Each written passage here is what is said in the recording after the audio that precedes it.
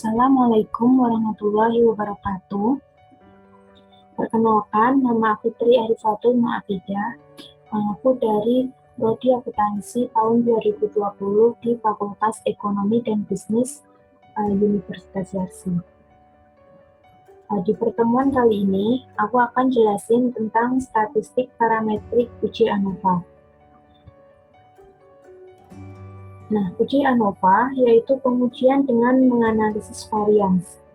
Di pertemuan sebelumnya, aku udah jelasin statistik parametrik uji beda yang menggunakan satu atau maksimal 2 sampel. Maka di uji ANOVA ini, sampel atau variabel yang digunakan yaitu lebih dari 2. Nah, dalam uji ANOVA ini ada 2 jenis. Yang pertama ada one way ANOVA atau uji ANOVA satu arah, dan two way ANOVA atau uji ANOVA 2 arah. One way ANOVA yaitu jenis uji statistika yang digunakan untuk menguji apakah ada perbedaan rata-rata lebih dari 2 variabel yang bersifat bebas satu sama lain. Yang kedua, two-way ANOVA yaitu jenis uji statistika parametrik yang bertujuan untuk mengetahui apakah terdapat perbedaan rata-rata antara lebih dari 2 grup sampel. Berbeda dengan uji one-way ANOVA yang analisisnya hanya berlangsung satu arah yaitu antar perlakuan, maka pada uji two-way ANOVA, arah analisis yang berlangsung 2 arah, yaitu antar perlakuan dan antar kelompok. Nah, langsung aja aku kasih contoh yang one-way ANOVA yang pertama ya. Langsung aja aku impor datanya. Jangan lupa aku impornya dari Excel ya. Lalu ini diganti tabelnya menjadi Excel. Nah, di sini udah ada. Lalu klik OK. Nah, di sini udah ada datanya. Aku bacain kasusnya. Jadi, mahasiswa Fakultas Kedokteran Yarsi Angkatan 2018 ingin melakukan pengujian efek dari 3 macam merek obat penurun tekanan darah terhadap 3 kelompok pasien. Sebuah penelitian dilakukan dengan mengambil sampel pasien yang dikelompokkan menjadi 3 sesuai dengan merek obat yang diminum, yaitu pasien peminum obat X menjadi kelompok pasien 1, obat merek Y menjadi kelompok pasien 2, dan obat merek Z menjadi kelompok pasien 3. Nah, di sini udah ada ya. Di sini ada 0,8, aku ganti dulu desimalnya menjadi 0 biar lebih mudah. Nah, kalau udah seperti ini jadinya. Oke, langsung aja kita ke cara-caranya. Yang pertama, kita buka aja analyze, lalu ke compare means, lalu ke one way ANOVA. Nah, di sini udah terlihat.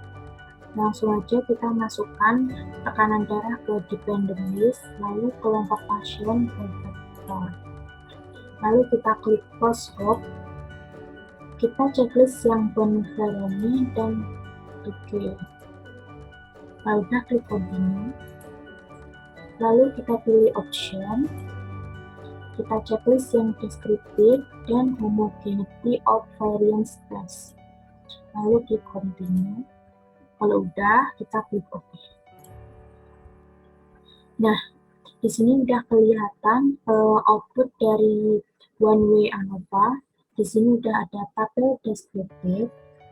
Nah, di sini udah terlihat di kelompok 1 nih, jumlah datanya ada 7 dengan nilai rata-rata yaitu 125,00.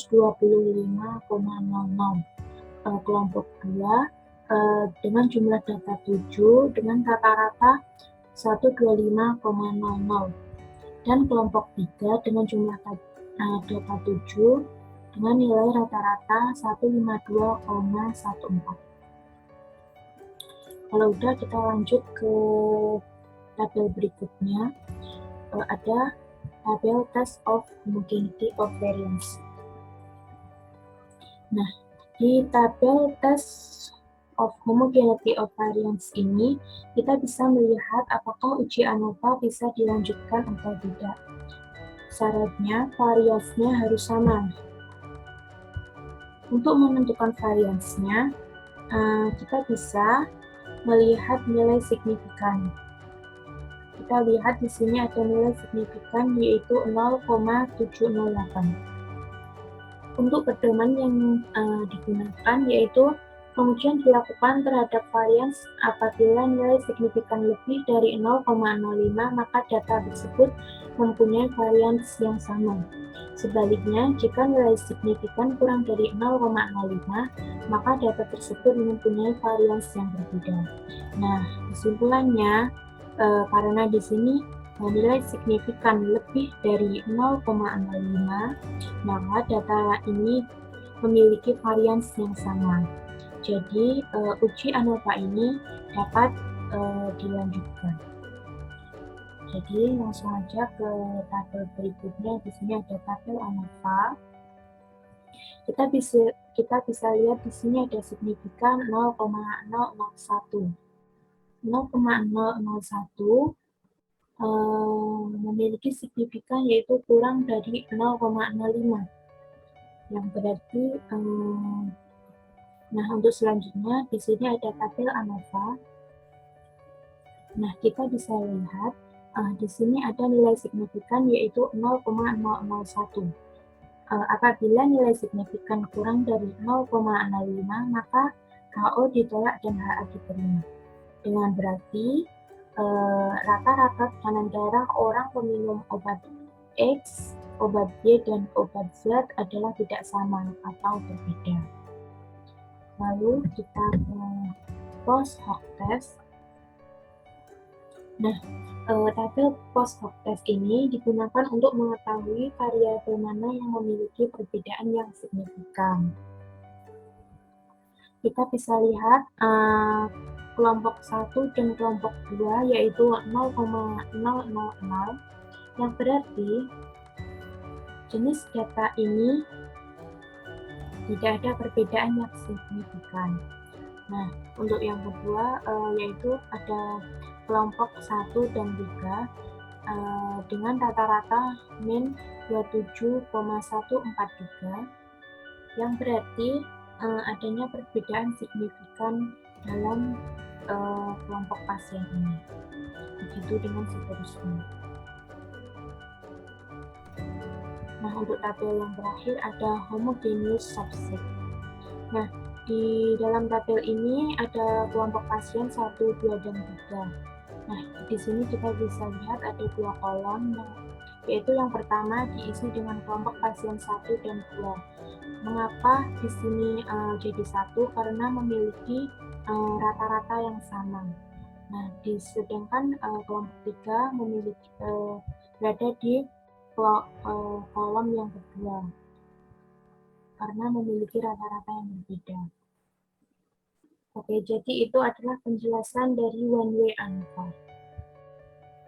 Nah, untuk yang kedua ada uji ANOVA 2 arah. Langsung aja aku import datanya, lalu kita coba.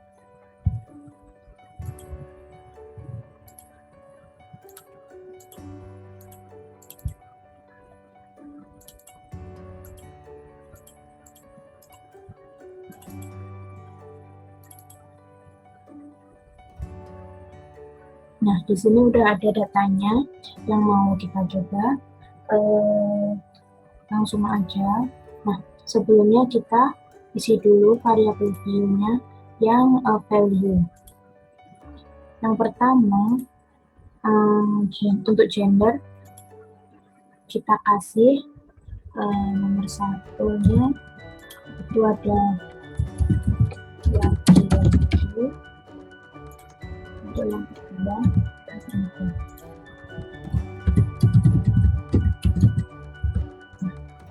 Sudah di-add terus klik OK. Untuk pendidikan kasih yang pertama yaitu ada SMP,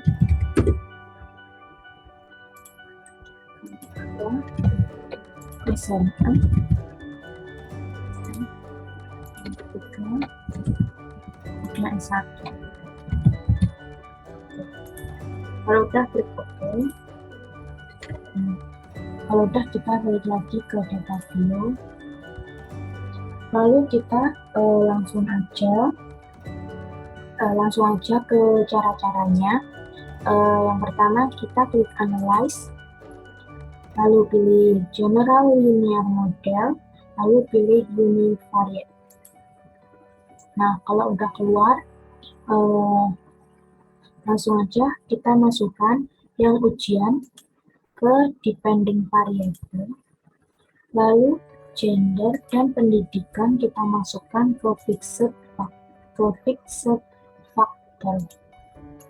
Nah, kalau udah, kita klik Plots, lalu memasukkan yang gender ke horizontal axis, lalu yang pendidikan kita masukkan ke separate lines. Nah, kalau udah, klik Add, lalu klik Continue. Lalu kalau udah, kita klik lagi yang post hoc, kita masukkan yang pendidikan ke post hoc passport. Nah, kalau udah, kita checklist yang Punveroni sama yang Tuke. Kalau udah, klik Continue. Lalu kita klik Options, kita masukkan gender, pendidikan, lalu gender kali pendidikan ke display means form. Nah, kalau udah, lalu kita checklist yang homogeneity test dan juga descriptive statistik. Lalu kita klik Continue. Kalau udah, kita klik OK. Nah, di sini udah kelihatan output dari two-way uji coba yang two-way ANOVA ya. Di sini ada tabel subject factor. Nah, di tabel ini kita bisa lihat untuk gender yang laki-laki jumlahnya ada 18, yang perempuan ada 22.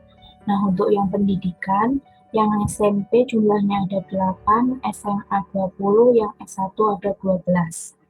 Nah, lanjut ke descriptive statistik. Nah, di sini udah kelihatan untuk yang laki-laki pendidikannya SMP memiliki rata-rata 32,43 dengan jumlah harinya ada 7. Untuk perempuan yang SMP dengan rata-rata 68,00 dengan jumlah orangnya ada 1. Begitu juga seterusnya.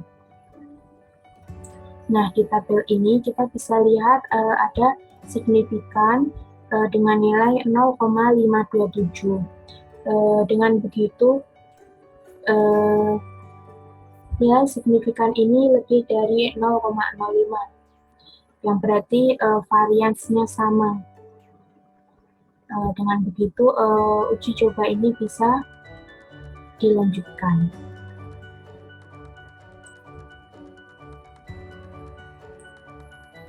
Nah, di sini ada tabel subject effect.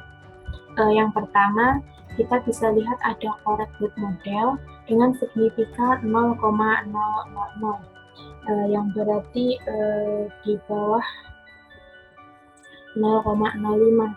Dengan begitu, data tersebut dapat dikatakan data valid.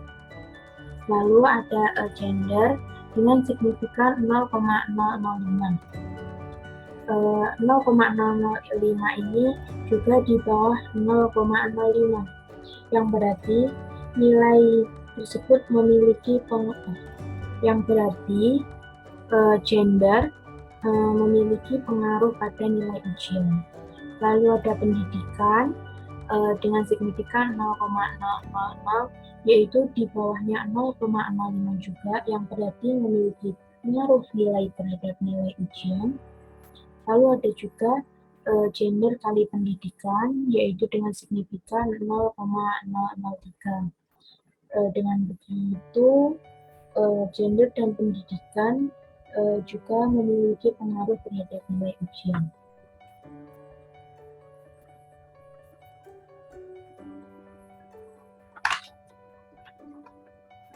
Lalu di sini ada estimate marginal means. Yang pertama ada gender, yang kedua ada pendidikan, yang ketiga ada gender dan pendidikan. Nah, pada estimate ini kita bisa lihat apakah adanya perbedaan dalam rata-rata ya. Jadi dalam gender laki-laki dengan rata-rata 52,287 dan perempuan dengan rata-rata 67,600. Nah, seperti itu. Sama yang pendidikan, yang SMP memiliki rata-rata 50,214, SMA 55,867, yang S1 73,750, dan seterusnya. Nah, lalu kita ke post hoc test. Nah, seperti yang sudah dijelasin tadi, post hoc test digunakan untuk mengetahui variabel mana yang memiliki perbedaan yang signifikan. Nah, karena di sini ada bintang-bintang ya, bintang di sini itu menunjukkan adanya perbedaan rata-rata yang signifikan. Jadi dalam data ini semua rata-ratanya itu memiliki perbedaan yang signifikan. Kita bisa lihat di Genesis subset. Nah, di sini udah ada 3 pendidikan ya, SMP, SMA, dan S1 memiliki subset yang berbeda-beda. Dengan begitu, data ini termasuk merupakan data yang signifikan karena memiliki kolom-kolom yang berbeda, ditempatkan yang berbeda. Oke, sekian penjelasan dari aku. Apabila ada kurangnya mohon maaf. Sekian, wassalamualaikum warahmatullahi wabarakatuh.